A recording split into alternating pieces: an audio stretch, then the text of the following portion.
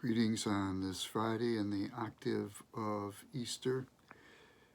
We certainly continue to pray for one another during this coronavirus and other experiences in life, caring for and about each other during this Easter season, hoping that our faith is strong and that people experience the love of God through our own efforts, and that we ourselves are open to that gift from others as well.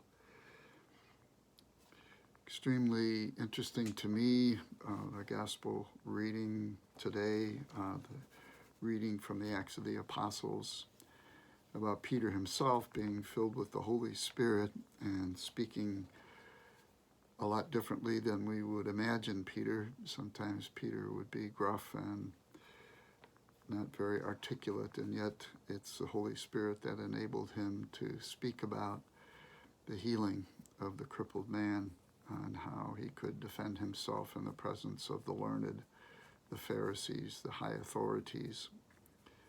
And it is this gift that Peter talks about that is the essence of our lives as well. He himself, filled with the Holy Spirit, was able to help this person because of the presence of Christ in his life. And is that not true of ourselves? And is it not true of ourselves, especially, most particularly, in terms of forgiveness, which is the gospel reading? It's the third time that Jesus appears to the disciples in John's gospel, calling them from their boat to the shore to have a breakfast. And he lights a charcoal fire and serves them the Eucharist once again, and they recognize him in the breaking of the bread. But this particular gospel continues, and you remember this part too, how Jesus took Peter to the side, and in the presence of the charcoal fire that they are in, recalling the charcoal fire that Peter stood around when he denied Jesus 3 times. Jesus looked at Peter and said to him, "Peter, do you love me?" And Peter's response was, "Yes, Lord, you know I love you."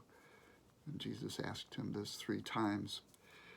Not that Jesus needed to hear it, but that Peter needed to say it to forgive himself, to reconcile himself to Jesus. And this is the same thing that Jesus does for ourselves as well. He empowers us. He fills us with the Spirit that enables us to forgive ourselves, that enables us to forgive others. Difficult, wrenching sometimes deep inside of ourselves, like it must have been for Peter. But also, it gives us new life. It gives those that we forgive new life as well. Jesus said, "Feed my sheep." How is it that we can feed one another? Obviously, by sharing food. But then there's food for the soul. And what is the greatest food for the soul but the love that God has given to us, that the Lord enables us to share with one another? There's a legend about the author of the 4th Gospel, or the principal resource of the 4th Gospel, commonly thought to be the Beloved, and how this legend speaks of the Beloved being part of the Ephesus community, and he would come to celebrate the Eucharist with them into his many late years. It got to the point where the disciples themselves had to carry him to bring him to the celebration of the Eucharist. It also got to the point where his homilies would be the same every time, profoundly simple. Friends, let us love one another. So Jesus' question of myself, yourself, do you love me? Yes, Lord, you know that I love you. Then feed my sheep. Jesus encourages Peter and the disciples to follow him. How is it that we can follow the Lord? But to forgive, to reconcile ourselves